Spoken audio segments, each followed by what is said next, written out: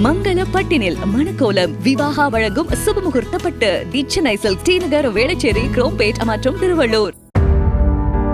சென்னை தேனாம்பேட்டை காமராஜர் அரங்கத்தில் தென்னிந்திய நடிகர் சங்கம் சார்பில் மறைந்த நடிகர் கேப்டன் விஜயகாந்திற்கு நினைவேந்தல் கூட்டம் நடத்தப்பட்டது. இதில் அவரது இரு மகன்கள் விஜய் பிரபாகரன், சண்முக பாண்டியன் மற்றும் விஜயகாந்தின் மைத்துனர் LK சுதீஷ் கலந்து கொண்டு அஞ்சலி செலுத்தினர்.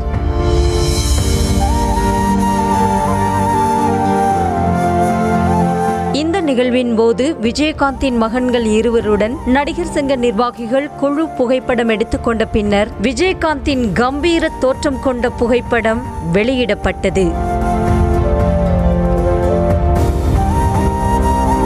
அதனைத் தொடர்ந்து நினைவேந்தல் நிகழ்வுக்கு நன்றி தெரிவித்து பிரேமலதா விஜயகாந்த் வெளியிட்ட வீடியோ ஒளிபரப்பு செய்யப்பட்டது.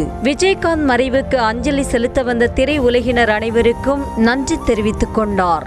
கேப்டனுடைய இறுதி பயணத்திலே நேரடியாக வந்து பங்கேற்ற அனைவருக்கும் என்னுடைய நன்றிகளை இந்த நேரத்தில் தெரிவிச்சுக்கிறேன்.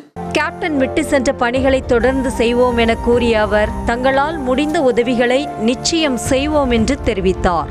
நிச்சயமாக கேப்டன் விட்டு சென்ற அவருடைய கலை பயணத்தை நிச்சயம் தொடர்வாங்க. அது மட்டும் கிடையாது, கேப்டன் இருந்த வரைக்கும் எங்களுக்கு எல்லா உதவிகளும் கிடைச்சது. இப்போ அவர் இல்லையே என்று ஏங்குபவர்களுக்கு ஒரு விஷயத்தை நான் சொல்லணும்னு நினைக்கிறேன். யார் வேணும்னாலும் வாங்க, எந்த உதவி வேணும்னாலும் கேளுங்க. எங்களால் முடிந்த உதவியை நிச்சயமாக உங்களுக்காக நாங்கள் செய்வோம் என்பதில் எந்தவித ஐயமும் யாருக்கும் வேண்டாம். நினைவேந்தல் கூட்டத்தில் பேசிய விஜயகாந்தின் மைத்துனர் LK சுதீஷ், இலங்கை தமிழர்களுக்காக முதலில் குரல் கொடுத்த நடிகர் கேப்டன் என்றும், அன்றைய காலகட்டத்தில் கேப்டனை பார்த்துதான் பச்சையப்பா கல்லூரி மாணவர்கள் வேட்டி கட்ட தொடங்கியதாக குறிப்பிட்டார். இலங்கை தமிழர்களுக்காக முதல் குரல் கொடுத்த ஒரு நடிகர்னா அது கேப்டன் தான், வேறு யாருமே கிடையாது. டி நகரில் 88 நினைக்கிறது, 88 உண்ணாவிரத போராட்டம் கேப்டன் தலைமையில் பெரிய உண்ணாவிரதம். அப்போ என் தலைமையில் நாங்கள் வந்து பச்சைப்பங்கள்லேருந்து ஒரு 200 பேரை கூட்டின்னு போயிட்டு அந்த உண்ணாவிரதத்தை நாங்கள் கலந்து கொண்டாங்க. அதுக்கப்புறம் அந்த காலேஜ் டே வந்தப்போ எல்லாமே பேண்ட் ஷர்ட் தான் போடுப்பாங்க.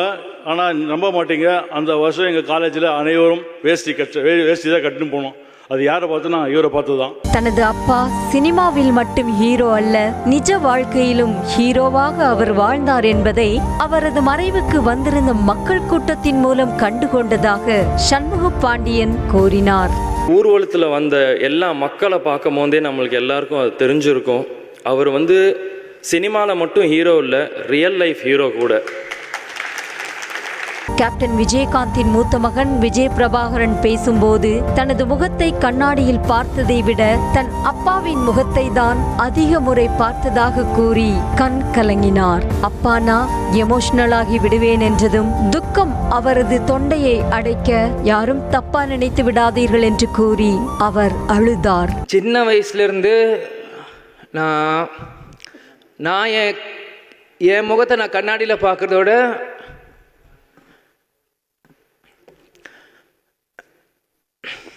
எங்கள் அப்பாவை தான் நான் நிறைய வாட்டி பார்த்துட்ருப்பேன்.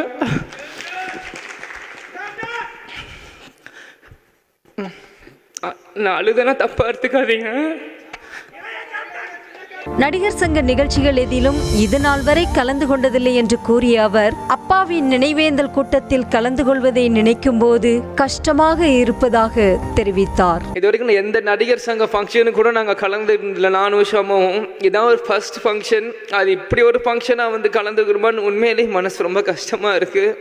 விஜயகாந்த் உடல்நிலை பற்றி பலரும் பலவிதமாக பேசலாம். ஆனால் அவர் கடைசி வரை தங்களுடன் நன்றாக பேசிக் கொண்டிருந்ததாகவும், இறப்பதற்கு 2 நாட்களுக்கு முன்பு, அதாவது டிசம்பர் 25ஆம் தேதி வரை அவர் நடித்த படங்களின் பாடல்களை கேட்டு தாளம் போட்டு ரசித்துக் கொண்டிருந்ததாக விஜய் பிரபாகரன் கூறினார். அவர் இறக்கிறதுக்கு 2 நாட்களுக்கு முன்னாடியும் அவர் எங்கள் வீட்டில் குமாரண்ண சோமண்ண வேலை பார்த்துட்டு இருப்பாங்க. அவர்கிட்ட கேட்டு யூடியூப்பில் அவர் நடித்த எல்லா படங்களோட பாட்டு போடுன்னு அவர் சொல்லி 25ஆம் தேதி எல்லா பாட்டுகளும் அவரை கேட்டு, ராசாத்தி 1லேருந்து அம்மன் கோயிலுக்கு எல்லா பாட்டுகளையும் அவர் கேட்டு அவர் ரசிச்சுட்டு இருந்தார். டிசம்பர் 25 இது யாருக்கும் வெளியே தெரியாது. மேலும் விஜயகாந்தின் மறைவிற்கு வராதவர்கள் மீது தங்களுக்கு எந்த வருத்தமும் இல்லை என்றும் அவர் குறிப்பிட்டார். நிறைய பேர் நாள் வர முடிஞ்சிருக்கும், வர முடியாமல் போயிருக்கலாம். இது எல்லாமே நாங்கள் புரிஞ்சுக்கிறோம். எங்களுக்கு யார் மேலேயும் எந்த வருத்தமும் இல்லை, கேப்டனுக்கும் யாருக்கு மேலேயும் எந்த வருத்தமும் இல்லை. செய்திகளை உடனுக்குடனும் துல்லியமாகவும் தெரிந்து கொள்ள சப்ஸ்கிரைப் பண்ணுங்க.